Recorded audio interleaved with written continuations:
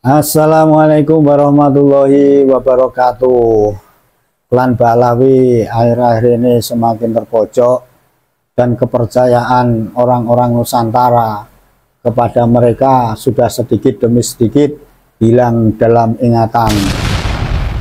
Para muhibin-muhibin yang diharapkan untuk dekengan dia sekarang juga sudah mulai melarikan diri dari pandangan mata mereka. Apalah Cur, selama ini yang didoktrinkan mereka yang mengatakan dirinya adalah bernasab kepada Kanjeng Nabi, setelah tesis Kiai Imaduddin Al-Bantani terjawab bahwa omongan mereka ini nol besar, kosong, blong. Bahkan juga kalau kita mendengar dari ahli DNA atau ahli filologi, mereka-mereka ini sebenarnya sama sekali bukan orang Arab, bahkan ras Arabnya aja paling berapa persen. Kecil sekali. Karena kita tertipu selama ini, akhirnya menjadi dongkol. Toh kepercayaan kita yang kemarin memuja-muja mereka dan selalu tawadu berebut mencium tangannya, sekarang karena kita merasa tertipu, akhirnya kita ini memendam marah kepada mereka. Apakah salah? Bisa jadi karena kita selama ini terbodohi oleh mereka untuk melampiaskan kejengkelannya itu. Ya sekarang ini seperti netizen ini selalu komen di YouTube ini, bahasanya ini luar biasa, keras, sadis, tapi sporty. Baru-baru ini aliansi Laskar Wali Songo atau dan seterusnya laskar-laskar yang lain ini memunculkan petisi yang ditujukan kepada pemerintah untuk membubarkan Robitoh Alawiyah. Itu keren, baru ada tindakan. Jadi ini adalah jawaban bagi klan mereka atau muhibin-muhibin mereka yang meragukan selama ini paling cuma rame di medsos, kenyataannya tidak ada. Ya, jadi untuk selanjutnya kita lihat dulu videonya, nanti kita akan komen-komen setelahnya. Oke, kita mulai. Yang terdiri daripada Laskar Raja Wali IX, Laskar Nusantara, dan Laskar Mataram Raya. Pada kesempatan ini saya sebagai Panglima Laskar Mataram Raya akan membacakan sebuah petisi yang kami tujukan kepada pemerintah, entah siapa nanti yang akan menjadi Presiden Republik Indonesia. Kami mengajukan petisi yang isinya akan kami bacakan sebagai berikut. Assalamualaikum warahmatullahi wabarakatuh. Dengan hormat kepada Perintah Republik Indonesia, Bismillahirrahmanirrahim, bahwa sesungguhnya kemerdekaan itu adalah hak segala bangsa, dan oleh sebab itu maka penjajahan dunia harus dihapuskan karena tidak sesuai dengan kemanusiaan dan peri keadilan.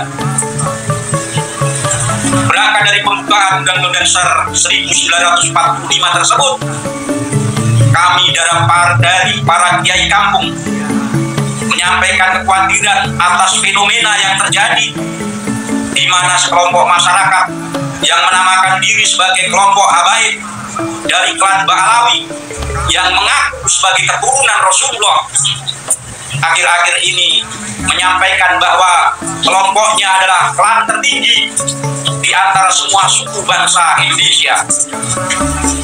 Dan dengan pengakuan tersebut seolah-olah melegitimasi dirinya untuk berbuat melampaui batas, mengkotak-kotakkan kelompok masyarakat dengan melanggar prinsip-prinsip dasar kemanusiaan dan peri keadilan. Atas berkat rahmat Allah yang Maha Kuasa, keresahan masyarakat seolah-olah terjawab dengan hal berikut. 1. Adanya tesis kajian nasab yang dilakukan Kiai Haji Imaduddin Al-Bantani mengenai batalnya nasab habaib klan Ba'alawi. 2. Kajian nasab di Benda Kerep yang dilakukan oleh Trah Keturunan Wali Songo dan perwakilan dari keraton-keraton di Nusantara yang menyatakan bahwa nasab habaib dari klan Ba'alawi ini adalah munqati dan tidak tersambung kepada Rasulullah Shallallahu Alaihi Wasallam.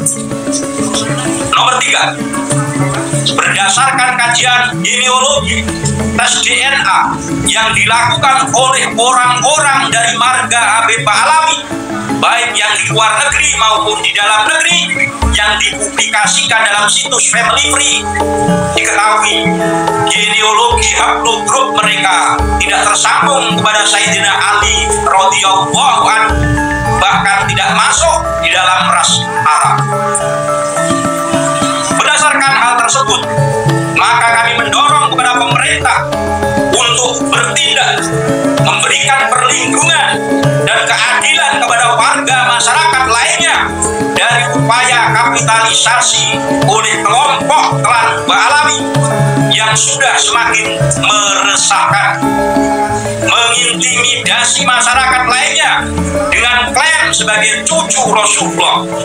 Dalam hal ini, maka Robitoh Alawiyah atau RA dan Maktab Danjaili harus bertanggung jawab dan harus dibubarkan, karena terjadinya praktek tersebut disebabkan oleh legitimasi yang diterbitkan oleh organisasi itu dalam bentuk buku paspor nasab yang menyambungkan nasabnya hingga Rasulullah Shallallahu Alaihi Wasallam.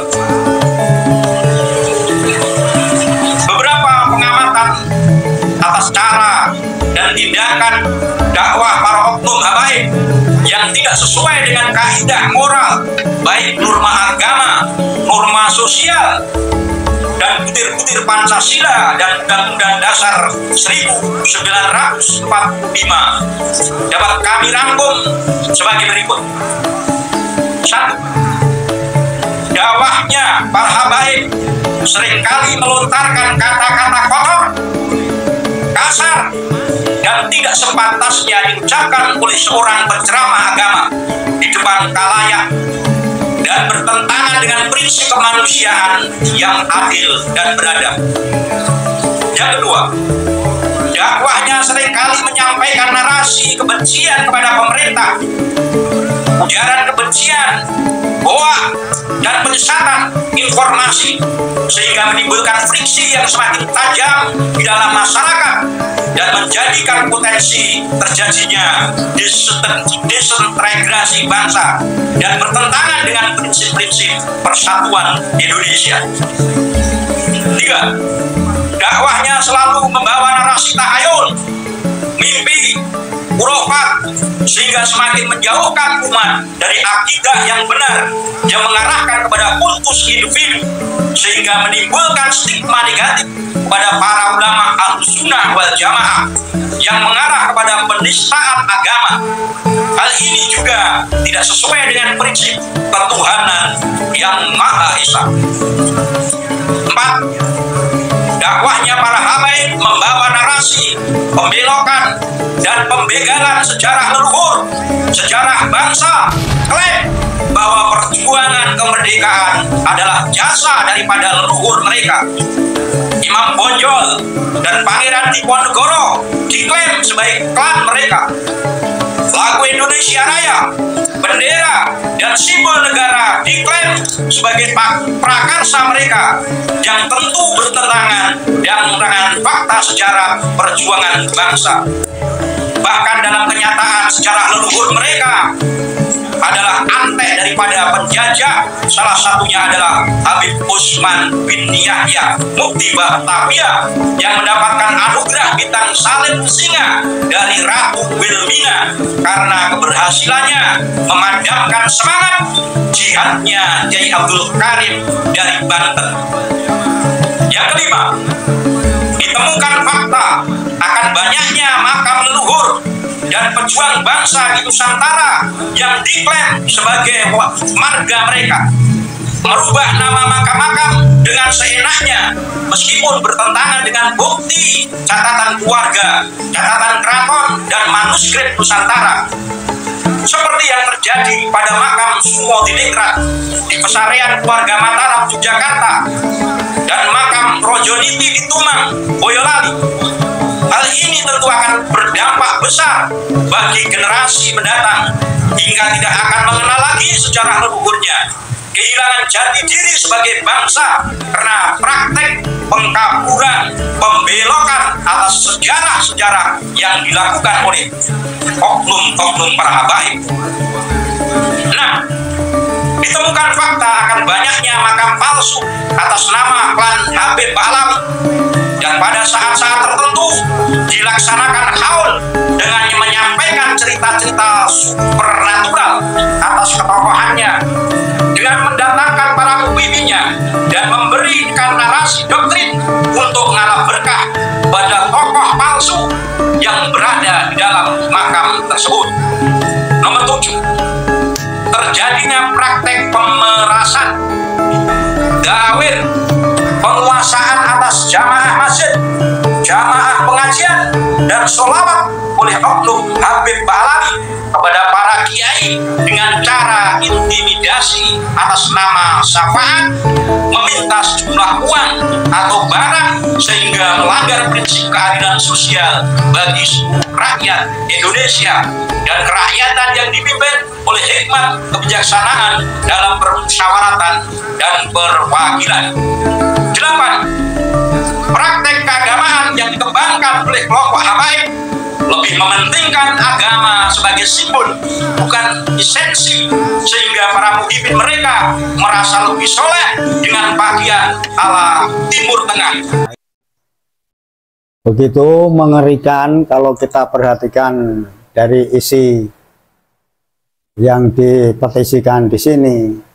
Jadi kita memang semakin tahu bahwa program-program mereka ini mengerikan kalau itu bisa sukses diterapkan untuk anak bangsa Nusantara.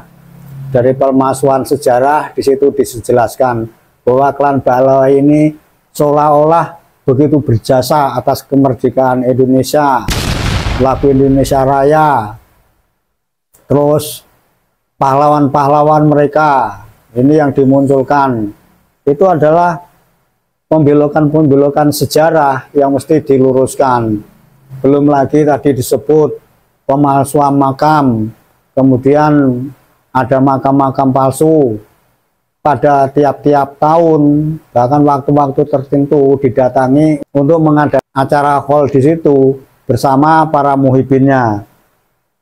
Setelah di situ dalam acara itu diceritakan cerita-cerita supernatural, katanya seperti itu dengan sendirinya mendoktrin siapapun yang mendengar saat hadir di hall itu, dan itu merupakan suatu bahaya atas keyakinan orang-orang Islam selama ini. Belum lagi pembelokan sejarah makam-makam yang tadi disebutkan.